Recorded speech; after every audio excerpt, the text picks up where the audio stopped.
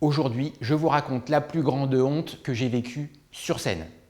J'étais au théâtre devant une centaine de personnes, je jouais une scène et j'étais responsable de dire une réplique qui devait déclencher toute la situation comique, avec un mot ultra précis à dire.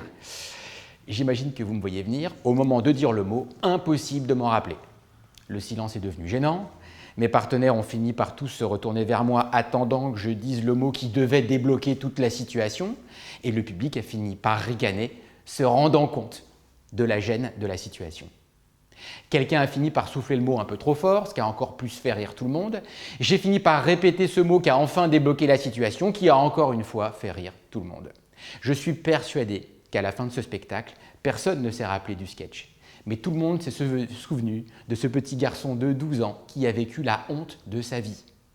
Ce que j'ai vécu, jeune enfant, certains le vivent adulte, devant leurs clients, leurs collègues, leurs patrons. Alors il est temps qu'on aborde un sujet super important. Comment gérer les situations ridicules et le sentiment de honte.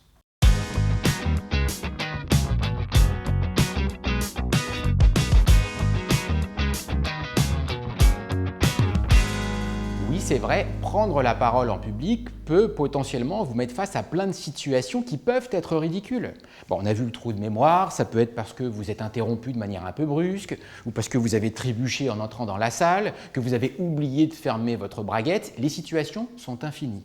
Mais attention, ce n'est pas la situation qui pose problème, c'est le sentiment de honte qu'elle provoque et qui change ce que vous donnez à voir aux autres.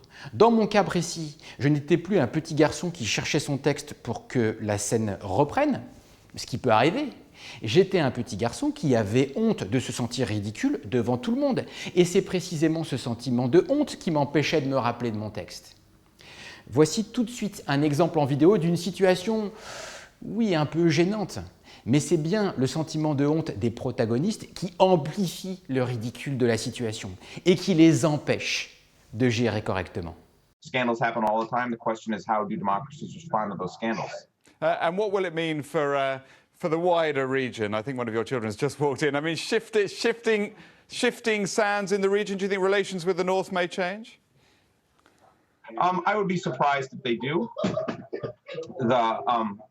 Pardon me. That's right, carry on. My apologies. What's this going to mean for the region? My apologies.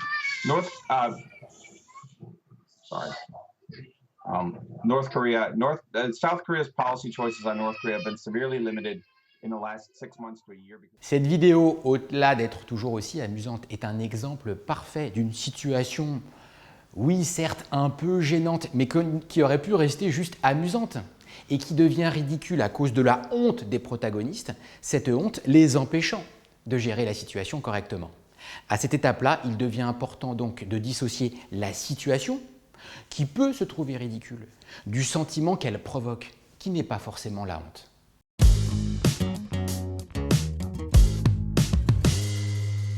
Oui, on peut parfaitement se retrouver dans une situation potentiellement ridicule, qui plus est devant du monde, sans avoir le sentiment de honte. Et la bonne nouvelle, c'est que ça ne dépend que de vous, de votre préparation, de votre entraînement et à force, de votre expérience. Le Graal, savoir gérer le ridicule sans le sentiment de honte. Je peux parfaitement me retrouver sur scène et faire une blague qui ne marche pas, c'est très gênant. Mais si ça ne me gêne pas, personne ne s'en rendra compte. Voici tout de suite en vidéo un exemple avec un orateur très expérimenté et qui a eu maintes fois l'occasion de se retrouver dans des situations plutôt ridicules et qui sait parfaitement gérer. Voici tout de suite Édouard Philippe. Et parce que la France est une nation qui veut continuer à susciter de grands... Parce que la France est une nation, qui veut continuer à susciter des grands champions dans tous les domaines, les Jeux Olympiques d'hiver ou encore des mondes. On me dit que les amateurs de rugby ont parfois l'esprit mal placé. Je ne peux pas le croire. Ce qui est impressionnant dans cet exemple, c'est que quand Édouard Philippe s'aperçoit de son lapsus, son premier sentiment n'est pas la honte, c'est l'amusement de réaliser ce que ce lapsus ne manquera pas de provoquer par la suite. Et où il montre qu'il a énormément d'expérience, c'est qu'il est capable de se poser, de reprendre, voire de profiter de l'ambiguïté du mot d'après pour créer un trait d'humour avec son auditoire. Bref, le public ne rit pas de lui parce qu'il a honte, il rit avec lui.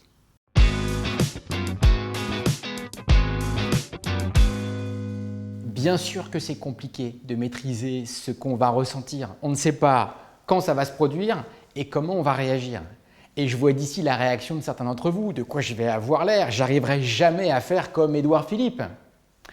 Ces situations sont stressantes parce qu'elles sont complexes et inconnues. Effectivement, on ne sait pas ce qui va se produire et on ne sait pas quand. C'est d'ailleurs le propre des situations stressantes. On stresse toujours face à une situation qui est complexe et ou inconnue, sur scène ou ailleurs. Mais du coup, quel est le seul moyen pour qu'une situation soit moins complexe et ou moins inconnue? C'est de s'y confronter, c'est de pratiquer, pratiquer, pratiquer. Prenez la parole à chaque fois que c'est possible, et en particulier quand c'est court et facile, parce que comme ça, vous engrangez de l'expérience. À chaque prise de parole, prenez le temps de vous préparer et de vous entraîner. Plus vous vous confronterez aux situations, plus vous saurez les gérer. Vous saurez gérer ce que vous avez déjà vécu, et c'est comme ça que vous serez prêt à toutes les situations inattendues. Vous êtes nombreux à appréhender de revivre une situation ridicule ou d'avoir peur de vous y confronter, mais c'est ça qui vous empêche de progresser. Il faut pratiquer, pratiquer, pratiquer. Alors je ne vous demande pas en commentaire de me raconter des situations ridicules, mais si au contraire vous avez osé dépasser une peur et que vous vous êtes préparé spécialement, allez, merci de le mettre en commentaire, ça va encourager les autres. En attendant, si ce conseil vous a été utile, n'oubliez pas de cliquer sur le pouce pour que ça se sache et de cliquer sur la cloche pour ne pas rater le prochain conseil pour prendre la parole en pleine confiance.